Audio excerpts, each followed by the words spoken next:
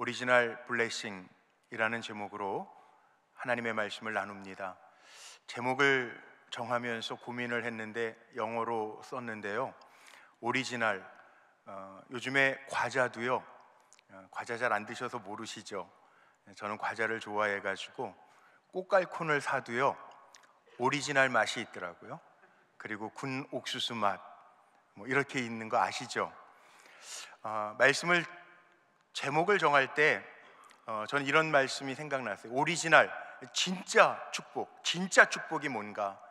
오늘 이 민수기 6장의 말씀을 보면 진짜 복이 뭔지를 알 수 있는 말씀이 있습니다. 자, 구약성경, 특별히 모세오경을 읽다 보면 하나님이 강조하시는 것이 있습니다. 하나님이 하나님의 백성된 우리에게 강조하시는 게 뭐냐 하면 거룩하라는 거예요. 거룩. 이스라엘 백성을 출애굽, 종살이하고 있던, 애굽에서 종살이하고 있던 종놈들을 건져내시면서 종살이했는데, 종이었는데 아주 지식층이 아니고 왕족들이 아닌데 하나님은 그 백성들을 향해서 거룩해라 이렇게 말씀하세요. 너희를 애굽에서부터 건져내는 이유가 있는데 내가 거룩한 것처럼 너희도 거룩하라고 하나님은 강조하세요. 출애굽기 19장 말씀에 보면 하나님이 십계명을 주시기 전에 먼저 출애굽기 19장 6절 말씀에 이스라엘 백성을 향하여 이렇게 얘기하십니다. 너희가 내게 대하여 제사장 나라가 되며 거룩한 백성이 되리라.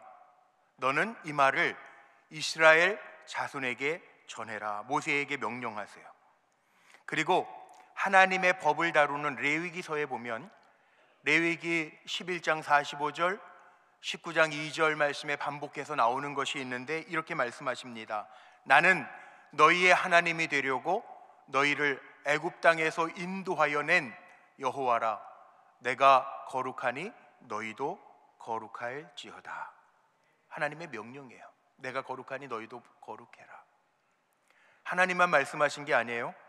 신약 성경에 보니까 예수님도 요한복음 17장 17절 말씀에 보면 우리를 위한, 제자들을 위한, 주님을 따르는 무리들을 위해서 기도하시는데 어떻게 기도하셨냐 하면 이렇게 기도하셨습니다. 그들을 진리로 거룩하게 하옵소서. 아버지의 말씀은 진리이니이다. 그들을 진리로 거룩하게 하옵소서. 오늘 우리 성도님들을 축복합니다. 하나님의 말씀 안에서 거룩하시기를 주의 이름으로 축복합니다. 예수님만 말씀하신 게 아니에요. 이방의 사도였던 사도 바울도 작년에 제가 데살로니가 전서 가지고 강해 설교를 했는데 사도 바울도 곳곳에 복음을 전하면서 뭐라고 얘기했는 줄 아세요? 데살로니가 전서 4장 3절 말씀에 보면 이렇게 명령합니다. 하나님의 뜻은 이것이니 너희의 거룩함이라. 곧 음란을 버리고.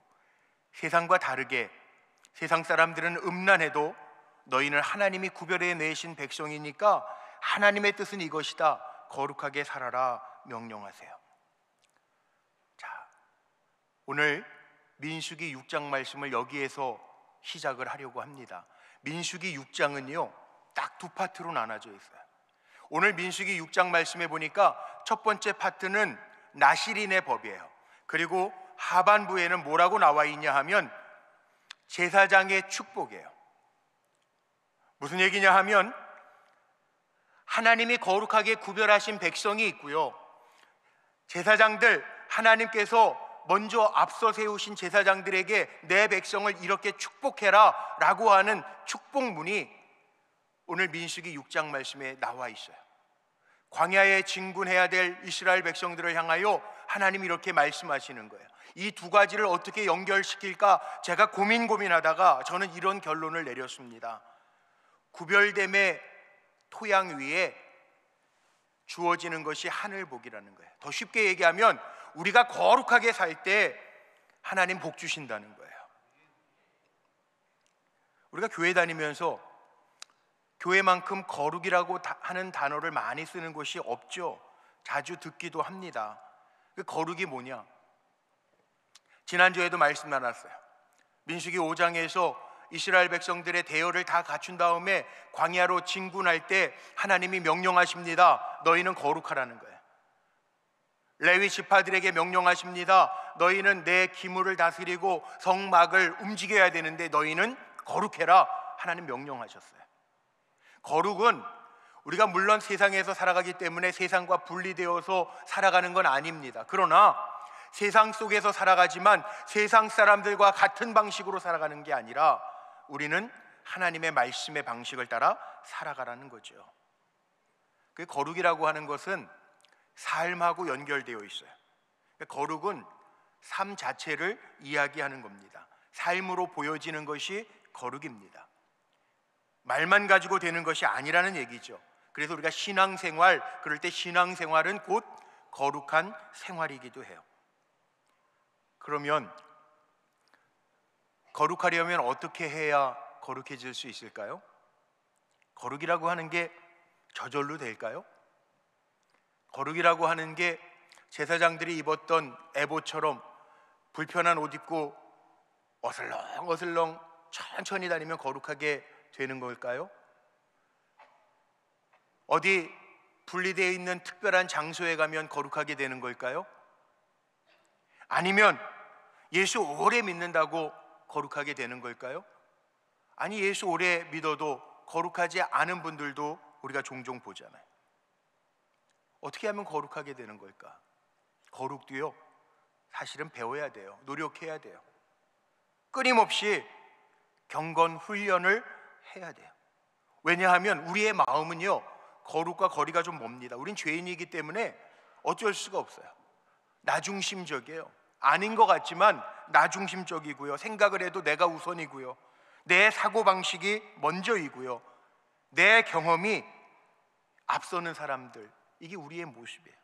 더군다나 마귀가 있어요. 공중 권세를 잡은 마귀는 우리가 거룩해지지 못하도록 분열을 일으키고 우리 마음을 자꾸 흔들어 놓습니다.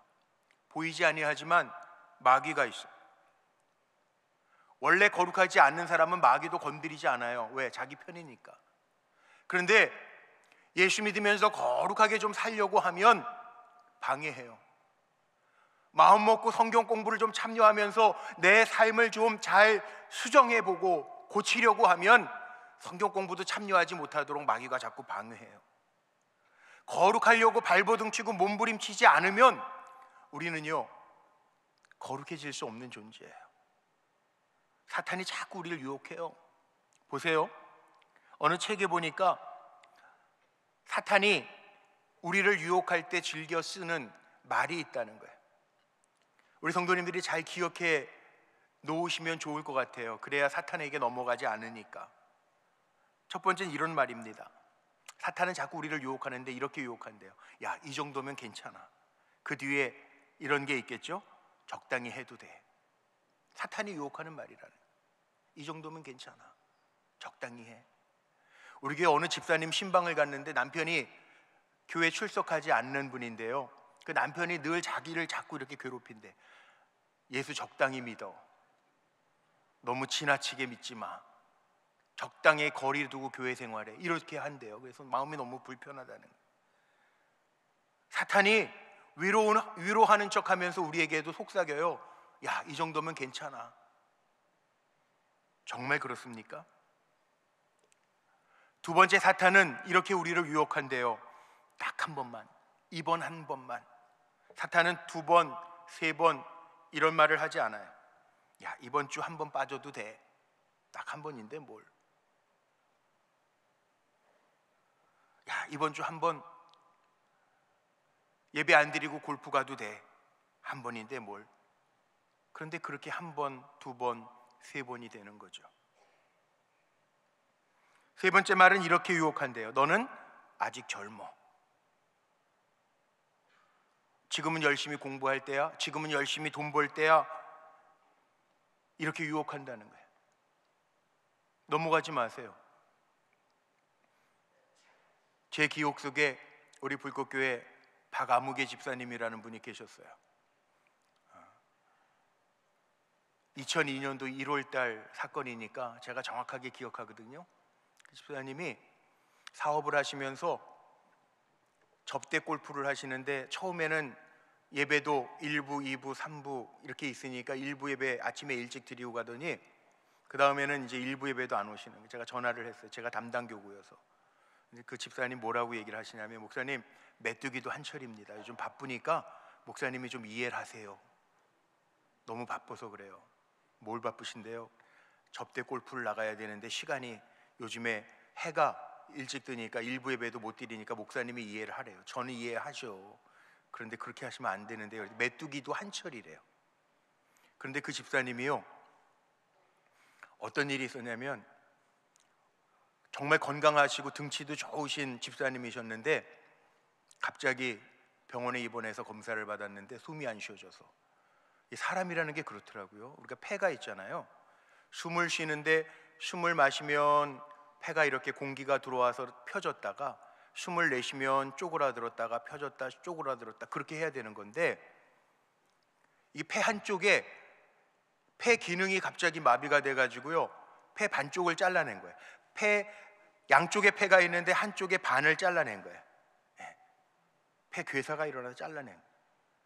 그게 제가 캐나다 가기 직전이에요. 2002년도 1월 26일 성모병원, 강남 성모병원에 제가 수술 직전에 신방을 갔는데 그 박 집사님이 저에게 그런 고백을 한번 하더라고요.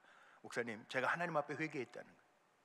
건강함은 내 건 줄 알았는데 이 숨 쉬는 것조차도 내 마음대로 할 수 없음을 깨달았습니다. 그리고 회개했습니다. 그 얘기를 하신 게 제가 잊혀지지가 않아요.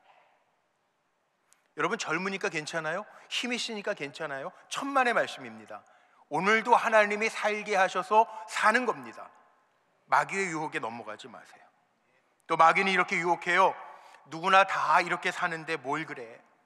장로님 봐, 저렇게 살아도 멀쩡하잖아. 권사님 봐, 저 권사님 세금 띄어 먹어도 멀쩡하잖아. 다들 그렇게 사는데 뭐 윤활 떨 거 없어. 그리고 유혹한다는 거예요. 넘어가지 마세요. 사탄은요, 우리가 하나님 앞에 정직하게 믿음 가지고 거룩하게 살아가는 것을 자꾸 방해하고 흔들어 놓아요. 그러면 하나님이 원하시는 거룩함의 비결이 어디에 있을까요? 전 오늘 본문을 이 민수기 6장을 읽으면서 깨닫게 되었는데, 제가 말씀드렸잖아요. 민수기는 6장은 두 이야기예요. 나실인의 법이 있고요, 제사장들이 축복하는 원래의 축복이 기록되어져 있어요. 그런데 앞에 부분을 보니까, 이 전반부를 보니까 나실인에 대한 이야기를 하면서요, 이렇게 되어 있어요. 자신을 구별하여 하나님 앞에 드리라는 거예요. 특별히 여기 오늘 자기 몸을 구별하여, 화면을 한번 보실래요? 오늘 말씀을 읽는데 보니까 2절, 4절, 5절, 6절, 7절, 8절 6번이나 자기 몸을 구별하여, 8절에 보니까 자기 몸을 구별하는 동안에는 거룩함이라 6번이나 나오는데, 민수기 6장 전체를 읽어보니까 12번, 성경에서 12이라고 하는 숫자는요 완전수입니다. 그러니까 우리의 몸을 완전하게 구별해서 하나님 앞에 드리라는 거예요. 나실인의 핵심이 뭐냐 하면 자기 몸을요 구별하라는 거예요. 자기 몸을 깨끗하게 하라는 거예요. 그럼 이런 질문을 하죠. 성경을 읽으면 하나님은 우리의 외모를 보시는 게 아니라 우리의 마음 중심을 보신다고 그랬는데 왜 몸을 구별하라고 하시지? 왜 그럴까요? 하나님이 우리의 중심을 보신다라고 하는 것은, 하나님은 가증한 것을 안 좋아하세요. 가증한 것을 하나님은 미워하신대요. 잠언에도 나와 있어요. 지혜서에. 하나님이 싫어하시는 게 7가지가 있는데 그 가운데 하나가 이 가증함이에요. 거짓된 거. 그러니까 하나님은 우리가 겉으로 하는 것과 마음 중심으로 하는 걸 다 보고 계시는데, 우리 마음 중심으로 정말 가증하지 않게 같은 마음으로 하나님 앞에 헌신하고 섬기는가를 보신다는 거지, 몸은 더럽게 하고 마음 중심만 보고. 천만의 말씀, 오해하지 마세요. 그 말씀이에요. 예배 드리는 것도 마찬가지인 거 아시죠? 로마서에 보면 로마서 12장 1절 2절 말씀에 이런 말씀이 있습니다. 앞에 화면을 한번 좀 보시고 우리 같이 읽어보죠. 이 말씀 좀 읽어보죠. 시작. 그러므로 형제들아, 내가 하나님의 모든 자비하심으로 너희를 권하노니 너희 몸을 하나님이 기뻐하시는 거룩한 산 제물로 드려라. 이는 너희가 드릴 영적 예배니라. 내 몸을 드리는데 이게 영적 예배, 내 몸을 온전하게 헌신하는 것이 영적 예배와 연결되어져 있다는 거예요. 하나님 그거 원하신다는 거예요. 하나님께 드리는 헌신이자 드릴 헌자에 몸신자를 쓰잖아요. 하나님 앞에 내 몸을 드리는데 내 몸이 하나님 앞에 거룩한 산 제물이 될 수 있도록, 오늘 예배의 자리에서도 아마 마음만 오신 분도 있을지 몰라요. 또 몸은 여기 와 있는데 마음이 다른 데 가 있는 분들 있을지 몰라요. 근데 하나님 앞에 드리는 예배는 하나님이 정말 기뻐 받으실 수 있도록 내 몸도 예배당에서 하나님 앞에 드려지지만 내 마음의 중심도 하나님 앞에 드리는 예배가 되어야죠. 인간적인 방법을 쓰라는 게 아니에요. 나시린이라고 하는 것 자체가 하나님 앞에 구별되어 드려진 사람을 나시린이라고 하는데, 몸을 거룩하게 하기 위해서 독주를 마셔서 내 몸을 더럽히지 말고 머리에 삭도를 대지 마라. 머리가 긴다라고 하는 얘기는 지저분하게 하라는 얘기가 아니라, 사람들이 볼 때 머리가 긴 걸로 봐서, 삭도를 대지 않은 걸로 봐서 저 사람은 지금 하나님의 것으로 구별된 나시린이구나, 눈으로 보여질 수 있도록 구별되게 살아가고, 부정한 것, 죽은 시체 그거와 만져서 부정하게 되지 마라 라고 하는 거죠. 우리가 살아가면서 세상 속에서 살아가지만 하나님이 보실 때 나시린으로 구별된 삶을 살아가라는 거예요. 우리는 나시린이에요. 레위인이에요. 생각도 말도 행동도 인격도 거룩하게 구별되어 살아가는, 그래서 하나님께 영광 돌리는 저와 여러분이 되기를 주의 이름으로 축복합니다. 하나님이 세상을 창조하신 후에 두 가지 반응을 하시는데, 창세기에 보면요, 세상을 창조하시면서 보시기에 좋았더라, 보시기에 좋았다 이렇게 표현되어 있고요, 하나님의 형상대로 지음받은 우리 사람을 창조하시고는 하나님이 보시기에 심히 좋았더라. 하나님이 심히 좋아서 그 다음에 하신 일이 있어요. 복 주셨다는 거예요. 오늘 민수기가 그거 보여줘요. 우리가 하나님 보시기에 거룩하게 살아가면 내 백성들에게 이렇게 축복해라 라고 하는 축복의 원문, 그게 오늘 제사장들을 통하여 이렇게 축복해라 하시는 말씀이에요. 민수기 6장을 연구하면서 원어 성경을 찾아봤더니 아주 재미있는 단어가 하나 나왔습니다. 구약 성경에 330번이나 나오는 단어가 하나 있는데, 그게 뭐냐 하면 버럭. 이 한국말로 버럭이 아니고 또 뭐 버럭 오바마가 아니고, 이 버럭이라고 하는 단어가 구약 성경에 많이 나오는데, 이게 버럭, 이게 무슨 뜻이냐면 복을 주시다라고 하는 뜻을 가지고 있어요.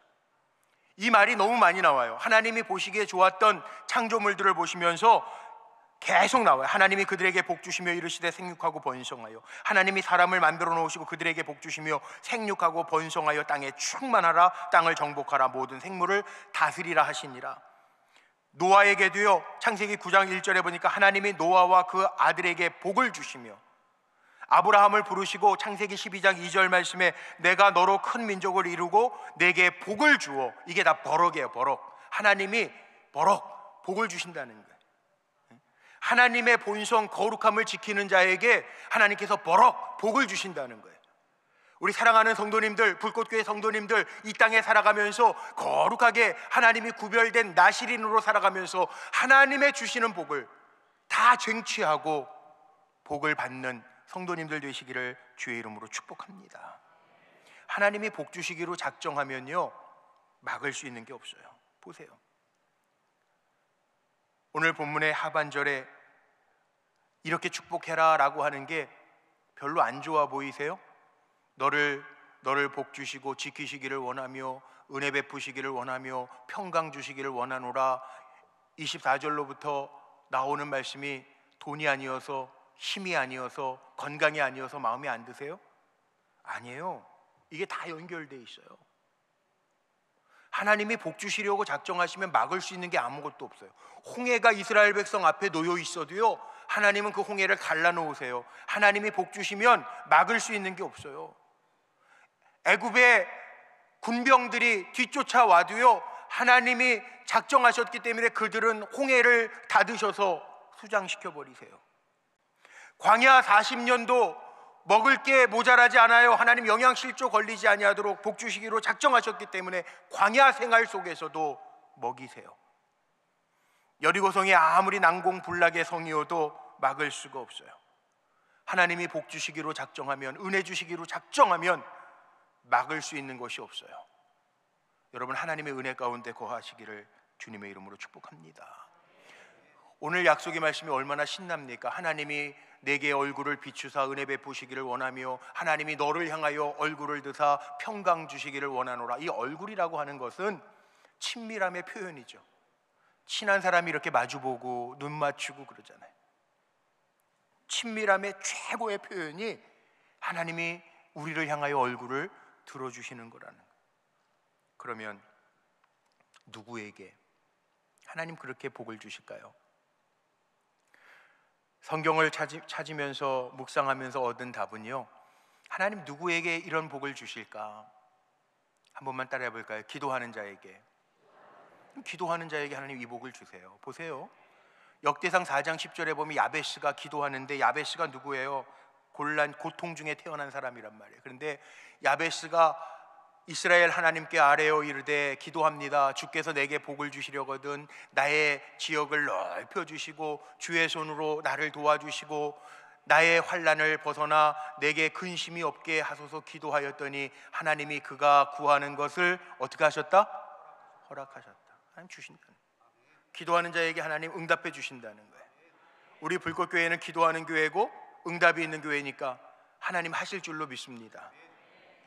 야곱도 마찬가지잖아요. 창세기 32장 26절 말씀에 보면 야곱도요, 야복강가에서 하나님의 사람과 씨름할 때 이렇게 기도하잖아요. 야곱이 이르되 당신이 내게 축복하지 아니하면 가게 하지 아니하겠나이다. 그랬더니 결국 야곱을 축복하잖아요. 기도할 때, 우리가 기도할 때도 하나님 복 주시는 하나님이십니다. 두 번째, 언제 하나님 이런 복을 주실까요? 하나님의 말씀대로 살아갈 때. 한번 따라해 볼까요? 말씀대로 살 때.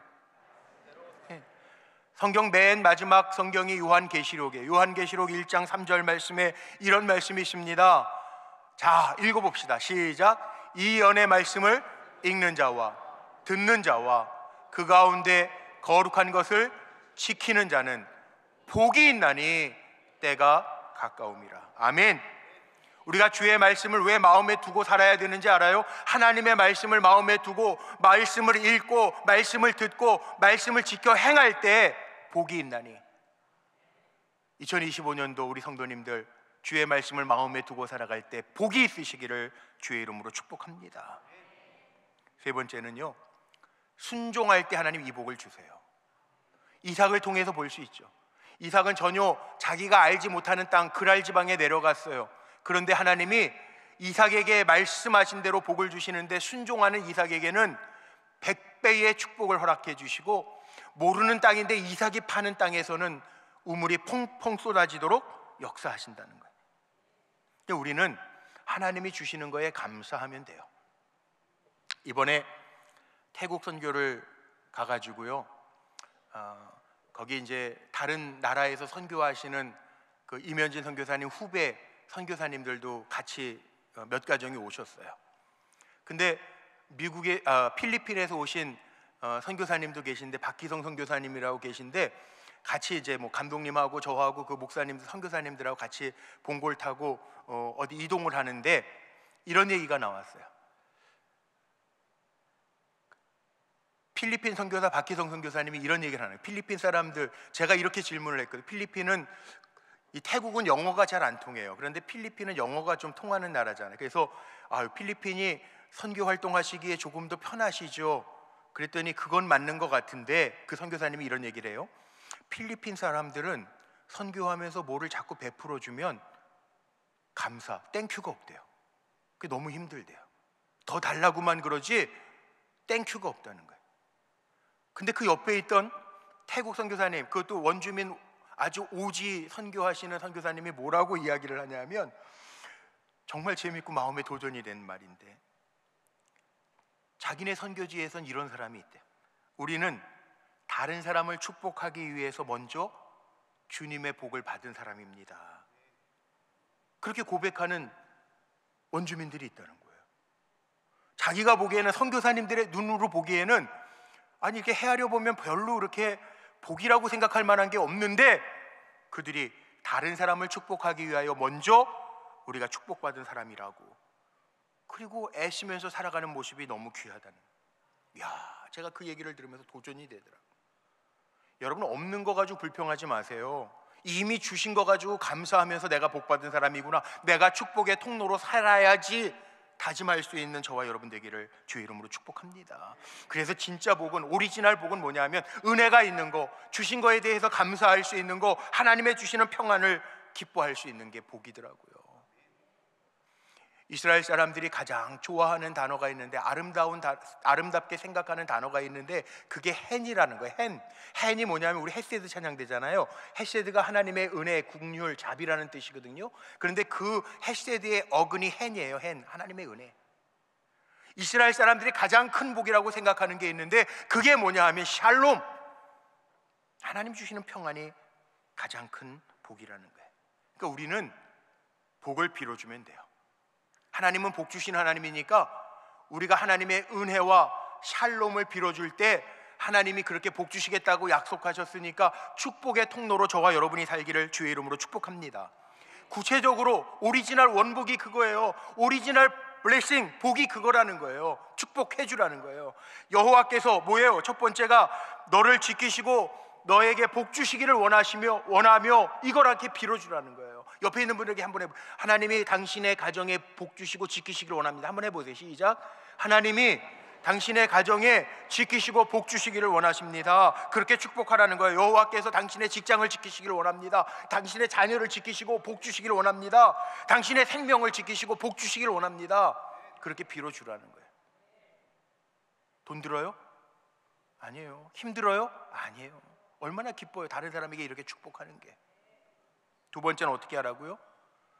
하나님이 당신에게 얼굴빛을 비추사 은혜 베푸시기를 원하며. 세상이 아무리 힘들고 어려워도요, 하나님의 은혜가 있으면 사는 줄로 믿습니다. 은혜가 있으면 되잖아요. 제 카톡에 2011년도 한국 들어오면서부터 프롤로그가 있는데, 내게 은혜 베푸사, 다윗의 기도에 가장 많이 나오는 내게 은혜 베푸사, 그걸 제가 카톡에 제 프로필로 썼어요. 프롤로그로. 근데 정말 그래요. 전 늘 은혜를 경험해요. 제가 간증 하나 할게요. 이번에 태국 여행 중에도요, 선교 여행 중에도 하나님의 은혜를 경험한 적이 있어요.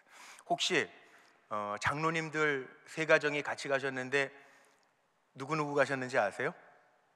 네, 목사인 제가 가고 우리 장로님들 세 가정이 가셨는데 누가 가셨냐면, 여기 문 장로님, 그 다음에 저기 이정호 장로님, 우리 찬양대 저기 계신 우리 유준길 장로님, 세 분, 저까지 넷, 장로님하고 목사님 넷, 감독님 계셨는데 감독님 지금 필리핀 가 계시거든요. 끝나고 가셨는데 이렇게 넷 갔어요. 넷 하면 뭐가 연상되는 줄 아세요? 다 큽니다. 사진 한번 보여주세요. 같이 다니면서 제가 적은 체격이 아닌데 저 세 분 장로님하고 같이 드니까 제가 제일 적어요. 그래서 우리가 다니면서 뭐라 그랬냐면 버스 4인방이라고 그랬어요. 얄개 시대에 우리 고등학교, 중학교 다닐 때 등치 큰 친구들은 버스가 보통 6명 뒤에 앉는데 내 친구 가방 딱 차지하고 무시무시한 친구들 4명 앉잖아요. 그래서 우리가 버스 4인방이라고, 우리 4인조는 버스 4인방이라고 제목을 붙였거든요. 그리고 다녔는데 이제 교회 우리 수요일 저녁에 미리 오느라고 우리 이종호 장로님하고 저하고만 같은 비행기로 오게 됐어요. 근데 비행기가 큰 비행기긴 한데도 만석이, 갈 때도 만석이고 올 때도 만석인데, 우리 이종호 장로님이 목사님 우리 갈 때 멀리 떨어지지는 않더라도 그래도 가까이는 있더라도 등치들이 크니까 같이 이렇게 좌석 앉으면 불편할 것 같으니까 그냥 뭐 자리 바꿀 수도 없고 그 뭐 요즘에는 다 인터넷으로 오잖아요. 그냥 체크인해 놓으면 인터넷으로 좌석 번호가 오는데 그냥 오는 대로 앉는데 통로였으면 좋겠다고 그렇게 얘기하고 번호를 비행기 타기 전에 받았는데, 우리가 신청하지 한 게 아니고 받았는데 이종호 장로님이 50D, 저는 50F를 받았는데요. 비행기가 이렇게 되어 있는 거예요. 3칸, 3칸, 3칸. 그러니까 9명이 한 줄 쭉 타서 한 400명이 타는 큰 비행기인데 만석이에요. 그래가지고 우리가 자리가, 야, 우리 가까이 잘 앉았네. 그리고 가운데 중앙 통로에 한 사람이 비고 저랑 장로님이랑 앉았는데 만석이니까 누군가가 와야 되잖아요. 왔게요, 안 할게요? 네? 왔게요, 안 할게요? 안 왔어요. 우리 이종호 장로님이 만석이라고 그랬는데 계속 일어나면서 보는 거야. 자리가 빈 데가. 조자리하고 저희 앞에 자리 딱 2자리만 비었어요. 우리가 이렇게 만들려고 해도 안 될 거예요. 그런데 우리 장로님 고백이 아주 멋졌어요. 하나님이 우리 편안하게 가라고 이렇게 해주신 것 같다고. 아멘 하신 분에게만 복이 있으시기를. 이게 사람이 한다고 이렇게 되냔 말이에요. 그래서 아까 사진 보신 것처럼 장로님도 기념으로 찍고 저도 기념으로 찍은 거예요. 야, 하나님 이렇게 하시는구나. 뭐 우연히 그럴 수 있죠. 그런 분들은 그냥 그렇게 사세요. 그런데 저는 이게 은혜라고 생각해요. 생각해 보세요. 성경에 나오는 많은 사람들을 한번 보십시오. 아브라함이 친척 아비 본토를 떠나는 것이 축복일까요? 안 좋은 일일까요? 근데 하나님은 결국은 그렇게 떠나게 하시고 복을 주시잖아요. 요셉이 형들에게 버림받고 팔려져서 애굽으로 내려간 것이 축복일까요? 저주일까요? 하나님은 결국은 힘든 일인 것 같았지만 요셉을 통해서 이스라엘 백성들을 살게 하시잖아요. 룻이 유대인하고 결혼해서 애도 없이 남편이 죽어버렸어요. 시어머니를 따라가야 될 상황이 됐어요. 이게 저주일까요? 축복일까요? 힘든 것 같은데 결국은 하나님이 보아스를 만나게 하시고 룻을 예수님의 족보에 올려놓으시잖아요. 그러니까 이게 뭡니까? 결국은요, 하나님은 모든 것을 합력하여 선을 이루시는 살아계신 하나님인 거 기억하시기를 바랍니다. 하나님이 우리에게 그 얼굴을 비추시고 은혜 베푸시면 돼요. 여러분에게 은혜가 있으시기를 주님의 이름으로 축복합니다. 그리고 평강의 복을 빌라고 하셨어요. 하나님이 그 얼굴을 내게로 향하여 드사 평강 주시기를 원하노라. 팔레스틴 이스라엘에서 사는 사람들은 평안할 날이 없어요. 그래서 평강, 샬롬이 가장 큰 복이라고 생각했다는 거예요. 우리 성도님들에게도 어려운 때지만 하나님이 샬롬의 은혜를 주시기를 주의 이름으로 축복합니다. 근데 정말 중요한 구절은 저는 27절이라고 봐요. 우리 27절 이 말씀 같이 한번 읽어볼까요? 같이 읽겠습니다. 시작. 그들은 이같이 내 이름으로 이스라엘 자손에게 축복할지니 내가 그들에게 복을 주리라. 아멘. 우리가 이렇게 복을 빌어주면 누가 복을 주신다고요? 하나님이 복을 주신다는 거예요. 복의 근원 되신 하나님이 복을 주신다는 거예요. 얼마나 신나는 말씀입니까? 시편 112편 1절 2절 말씀에 이런 말씀이 있습니다. 할렐루야, 여호와를 경외하며 그의 계명을 크게 즐거워하는 자는 복이 있도다. 그 후손이 땅에서 강성함이요 정직한 자들의 후손에게 복이 있으리로다. 우리가 거룩하게 살아가면서 축복을 빌어줄 때 우리도 강성하지만 우리의 후손들에게도 이 복이 있다는 거예요. 말씀 마칩니다. 여러분 모두 거룩한 삶을 살며 축복의 사람이 되시기를 주님의 이름으로 축복합니다. 우리 옆에 있는 사람에게 한번 축복하고 말씀 마칠게요. 오늘 이렇게 축복하라고 말씀하셨는데 다 제사장들이 돼서 우리 옆에 있는 분들에게 이렇게 축복합시다. 말씀 나와 있는 대로 여호와는 내게 복을 주시며, 우리 같이 앞에 화면 보시면서 축복해요. 시작. 여호와는 내게 복을 주시며 너를 지키시기를 원하며 여호와는 그의 얼굴을 내게 비추사 은혜 베푸시기를 원하며 여호와는 그 얼굴을 내게로 향하여 드사 평강 주시기를 원하노라. 아멘. 아멘. 여러분 자녀들에게도 이렇게 축복하세요. 하나님 복 주십니다. 제가 아들 지금은 떨어져 있지만 자랄 때 제가 목사잖아요. 그러니까 목사인 아빠가 자식을 위해서 해줄 수 있는 가장 큰 좋은 일이 뭘까 생각해 보니까 축복하는 거더라고요. 그래서 정말 이 말씀대로 아이 학교 가기 전에 문 앞에서 축복기도 해줬어요. 에브리데이, 매일. 그래서 얻은 결론이 하나 있어요. 뭐냐 하면 축복을 받은 사람이 복을 받더라는 거예요. 우리는 복을 빌어주지만 하나님께서 복을 주시더라는 거예요. 믿으십니까? 여러분, 축복의 사람으로 살아가시기를 주의 이름으로 축원합니다. 기도하시겠습니다.